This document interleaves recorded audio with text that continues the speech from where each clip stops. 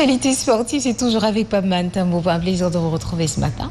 C'est un plaisir de partager comme tous les matins, Yacine. Bonjour et Djuma Moubarak à vous. Djuma Moubarak également. Alors, nous démarrons avec les éliminatoires mondiales Qatar 2022. Publication de la liste des Lions face au Togo et Congo donc de ce vendredi. Oui, donc le sélectionneur national Aliou Cissé rencontre la presse ce vendredi à 10h. Il sera question de la publication de la liste des joueurs retenus en perspective prochaine. Alors, nous poursuivons avec le beach soccer tournoi du Dubaï. Le Sénégal va rencontrer en demi-finale, donc ce vendredi. Oui, l'Iran. L'Iran. Oui. Très bien. Donc, malgré sa défaite hier face aux Émirats Arabes Unis au tir au but 5-4, temps réglementaire, 3 buts partout, le Sénégal se qualifie en demi-finale donc, du tour intercontinental de Dubaï. Les protégés de Ngalassila rencontrent ce vendredi à 16h l'Iran pour une place en finale. Suivons donc la réaction du sélectionneur donc, de l'équipe nationale de beach soccer Ngalassila. Voilà, on termine premier de notre poule maintenant, c'est devant l'Iran, qui est une grande nation du beach soccer, troisième sur le plan mondial, donc une équipe à respecter. Donc l'Iran, même s'il n'était pas pendant la Coupe du Monde, donc pour moi, il restera toujours l'Iran. On avait joué l'année dernière à Qatar, donc un match très serré, très tactique, très physique. Et donc je pense que nous devons faire le plein pour gagner l'Iran et pour espérer une place en finale quand même. Sachez que Yacine, l'autre demi-finale programmée donc à 14h45 va opposer la Russie au Portugal.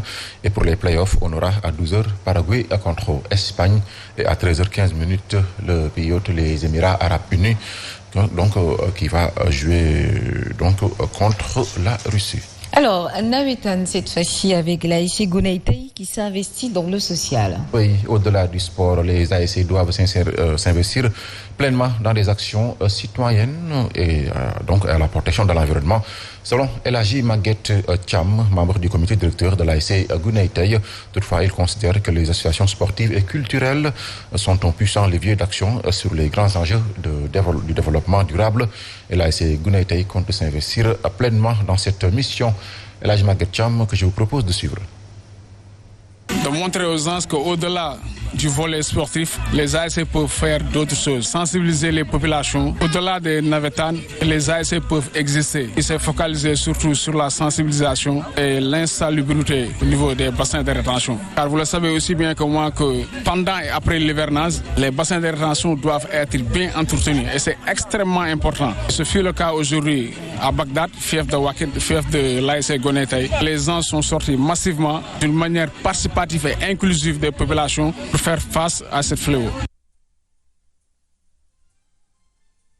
Tournoi de la CEDEAO, Sénégal face au Niger, en par équipe ce samedi.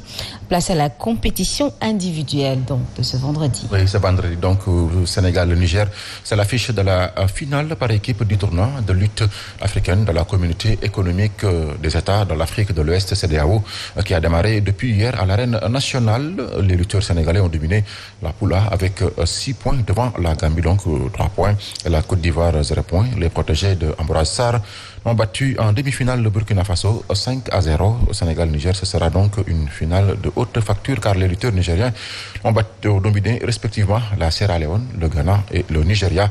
La compétition par catégorie de poids démarre ce vendredi. Et les 5 majeurs sénégalais sont Boy Faye, 120 kg, Ordinateur, 100 kg, Gandia Fama, 86 kg, Ngor 76 kg et Moussa Ndiaye, 66 kg. Le Sénégal qui défend son titre de champion à domicile veut réussir le 100% en équipe et en individuel. Donc nous allons boucler cette page des sports pour parler du programme des championnats européens ce vendredi que nous démarrons en Premier League où on joue la 11e journée. Donc à 20h, Southampton va jouer contre Aston Villa. La Bundesliga allemande démarre aussi sa 11e journée ce soir. À 19h30, Mayence qui donc reçoit Mönchengladbach et en Serie A, c'est la 12e journée qui débute ce soir. À 19h45, on aura Empoli contre Genoa et la Liga espagnole joue donc sa 13e journée à 20h. Athletic Bilbao qui reçoit Cadix. Yacine, c'était l'essentiel de cette page de sport. Très bien, merci beaucoup Pabman Tambo. Donc vous revenez tout à l'heure à 8h pour le tour en Wolof avec El Hadji Mansour Diop. Et nous, on se retrouve lundi certainement. Certainement, effectivement. Avec merci beaucoup, très cher. Mbaye, on espère. Bon week-end, reposez-vous très bien. Alors, tout de suite, il est 7h25, c'est la revue de presse qui prend place ici avec Fabrice Nguema.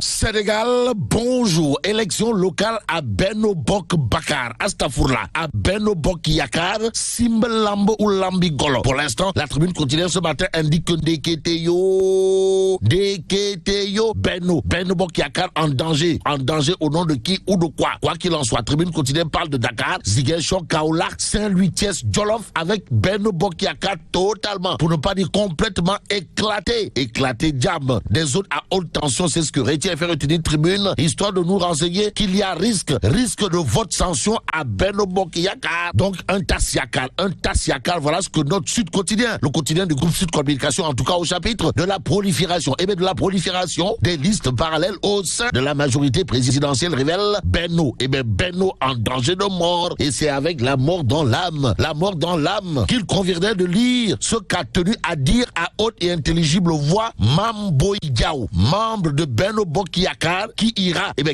au local pour la conquête de la mairie de Kolda sous sa propre bannière. En tout cas, l'homme, comprenez Mame Boye Diao, dans le tribune quotidienne de dire